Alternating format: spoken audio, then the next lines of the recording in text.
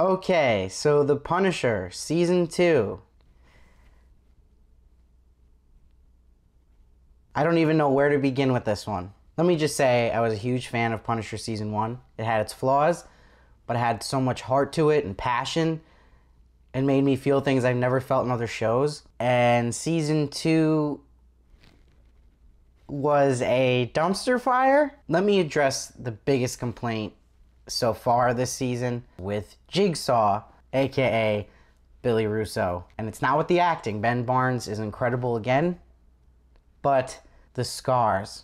Good Lord, those scars. They actually symbolize the whole season for me. They're toned down, they're too clean, and they're safe. And that was your big hint of how this season was gonna go. Instead of taking the show up a notch, they took this show down a couple of notches. And what really summed up this season for me and made me laugh out loud was when Billy went to see Curtis, took his mask off, and is complaining at what happened to him. And he's like, look what happened to my face. I started crying laughing at how ineffective this was because the scars were not representative of what Frank Castle did to him last season. And that's why it's so important. The actor, the crew can downplay this a lot, saying the makeup was fine, but it wasn't. It really was super important for a role like this.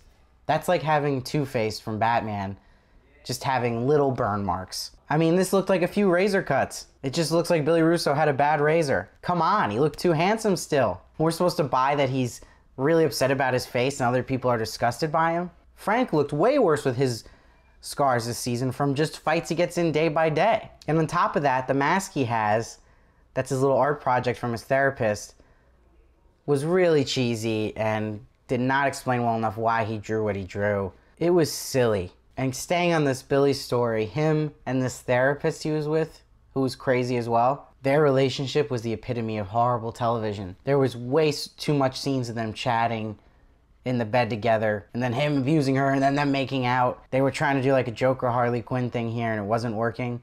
And it was so much of this. And that is where, during the season, I'd use every strength in me to keep watching and push through those scenes, because it was torture. And with Billy Russo, I think it was a good idea, a smart idea to try to do the thing where he's forgotten his memory and what exactly happened to him, but they didn't execute it well. They need to move it quicker of him figuring out what happened to him, who he thought wronged him, and it was way too slow. Then it took away from moments that should have been bigger with him being so confused way too late in the game. And it really affected when he saw Frank at the end. What a letdown of an end that was, with Frank just shooting him twice in the stomach, and they didn't have this big showdown which was set up here, and he still seemed confused at the end, Billy. Just a mess here. Where was the payoff like we had in season 1?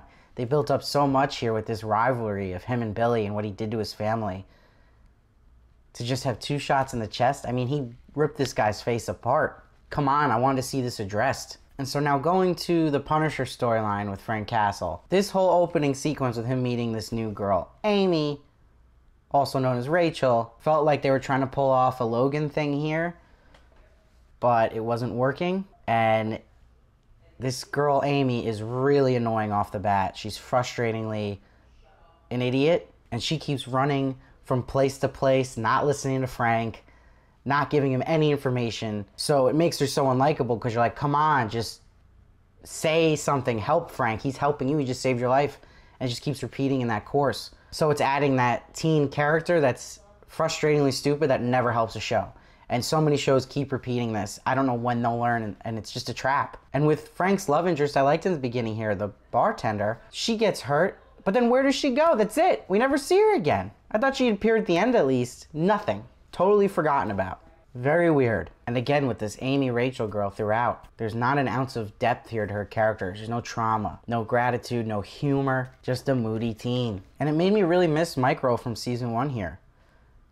His comic relief was great, and he had such good chemistry with Frank. And this made me appreciate that much more, because this just did not work with Rachel as a second billing. And it ended up becoming just a bunch of side characters telling Frank not to kill anymore, which we've seen already done so much. And it actually brought down his character a bit here. Punisher fans want the brutal deaths. They want the killing. You gotta feed your target demographic a bit here, and they were kind of doing them a disjustice this season. And it felt like any other superhero show with the not killing. That's what makes Punisher so special. And if you're going to have that theme keep going here, we see it in every other show, especially in this Marvel universe. So come on, you're going to piss off your audience for Punisher fans. And then Madani again, I really like the actress here. I think she's great, but the character is just poorly written. And to top off her terrible storyline, when she battled this therapist and they went at it, how did she get that beat up from a therapist? I mean, she's a Homeland Security agent, and we've seen her trained in combat. This was absolutely ridiculous and Iron Fist levels bad. Like, how was no one on set filming that being like, what are we doing here? There needs to be a voice of reason in moments like this, because I know sometimes you don't see till in the cutting room how bad something might come out, but when you're there, you gotta sense this is not plausible. And then this villain, John Pilgrim here, he's your cliche Russian villain, and another cliche of just someone quoting Bible verses to quote them. This has been so overdone, and he just was so bland and boring, and very confusing motives in the beginning. He got more depth to his character towards the end, but I still just did not care that much because he just wasn't cool. And a big plot hole that really frustrated me in the season was with John Pilgrim and the Punisher in the woods, when Madani's hovering over in the Homeland Security helicopter, she's got the lights on them, they're caught dead in their tracks, and somehow he gets away. Also with Frank Castle near him, so they both just let him go. And even if they did lose him, Frank would be furious in that moment afterwards, wanting to find him, but that didn't happen. So it was a character inconsistency, big plot hole, wasn't addressed. What are we doing here? That's amateur filmmaking and amateur writing. And a scene I also saw a lot of people complaining about was the Punisher not killing that pedophile. I can totally understand the frustration of fans here, because again, it's the Punisher, and he's killed pedophiles before without hesitation. But I also understand that scene. They got to complicate his character a little bit, so I get it. But they didn't need to ram down the not killing thing down our throats. And the whole Jigsaw rounding up these hooligans here, it was so ridiculous and stupid and just not interesting. Especially when they're talking about robbing a bank. Like, come on!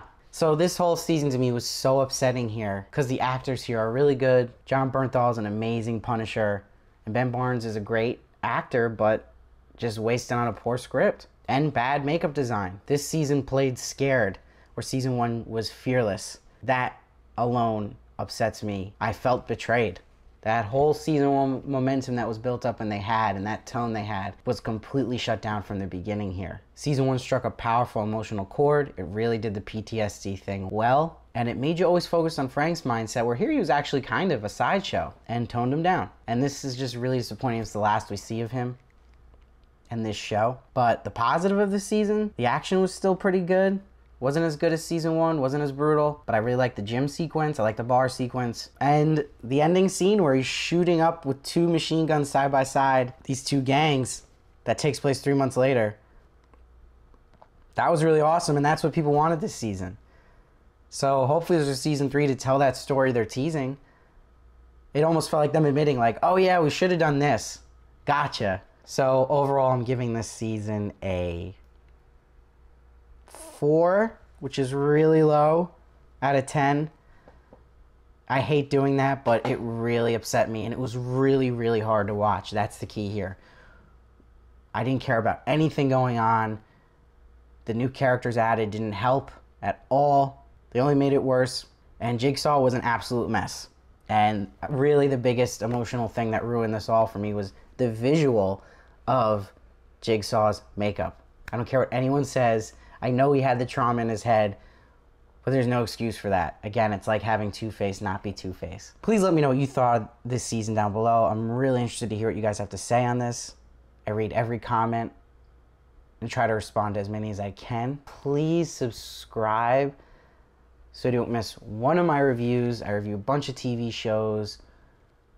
I do movie reviews as well, and I interview actors and actresses. And please follow me at SteveVarley1 on Twitter and Instagram for more of me, and I'll see you next time.